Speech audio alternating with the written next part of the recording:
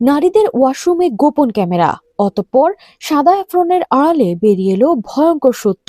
আমাদের ব্যাচমেট, আমাদের জুনিয়র অনেকে বিভিন্ন সময় বিভিন্ন গ্যাদারিং এ খুব খারাপভাবে অশ্লীলভাবে টাচ করছে। লিখিত স্বীকার পুলিশ। একজন হবু ডাক্তার, যার কাজ শুধু মানুষের জীবন বাঁচানো এবং গোপনীয়তা রক্ষা করা, কিন্তু তিনি যখন নিজের সহকর্মী ও শিক্ষকদের ব্যক্তিগত মুহূর্তের ভিডিও ধারণ করেন, তখন তা কেবল বিকৃত মানসিকতা নয়, বরং ঠান্ডা মাথায় করা এক ভয়ঙ্কর বিশ্বাসঘাতকতা। মানুষ সবখানে পর্দা বজায় রাখলেও ডাক্তারের সামনে নিজেকে সঁপে দেয় এক অটল বিশ্বাসে।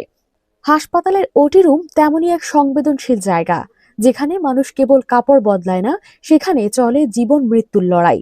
আর ঠিক সেই জায়গায় যদি কোনো ডাক্তার গোপনে ক্যামেরা বসান, তাহলে সে শুধু আইন ভাঙে না, ছুরি চালায় মানুষের বিশ্বাসের ওপর। যেই আঘাতে রক্ত দেখা যায় না, কিন্তু ক্ষত সারতে লেগে যায় বছরের পর বছর। ঠিক এমনই এক ঘটনা ঘটেছে টাঙ্গাইল মেডিকেল কলেজ হাসপাতালে। ঘটনা শুরু গেল রোববার সন্ধ্যায়।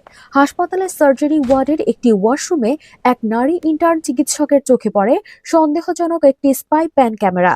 কাছে গিয়ে বুঝতে সময় লাগে না যে ওটা আসলে একটি গোপন ক্যামেরা। বিষয়টি জানাজানি হতেই অভিযুক্ত ইন্টার্ন চিকিৎসক রায়হান কবির ইমন সেটি ছিনিয়ে নেওয়ার চেষ্টা করেন বলে অভিযোগ ওঠে। ধস্তাধস্তির এক পর্যায়ে ক্যামেরাটি ভেঙে যায়। পরিস্থিতি আরো ভয়াবহ হয়ে ওঠে। এই ঘটনার পর ওই নারী চিকিৎসক হাসপাতাল কর্তৃপক্ষের কাছে লিখিত অভিযোগ দেন। অভিযোগের সঙ্গে উঠে আসে আরো গুরুতর তথ্য। দীর্ঘদিন ধরে নারী ইন্টার্নদের সঙ্গে অশালীন আচরণের অভিযোগ ছিল তার বিরুদ্ধে। বিষয়টি চাপা না দিয়ে হাসপাতাল কর্তৃপক্ষ তদন্ত কমিটি গঠন করেন। উত্তেজনার মধ্যে একসময় অভিযুক্ত পুলিশ হেফাজতে নেওয়া হয়। পরে আদালতে হাজির করা হলে 5 দিনের রিমান্ড মঞ্জুর হয়। প্রাথমিকভাবে তাকে বহিষ্কার ও থানায় মামলা দায়ের করা হয়।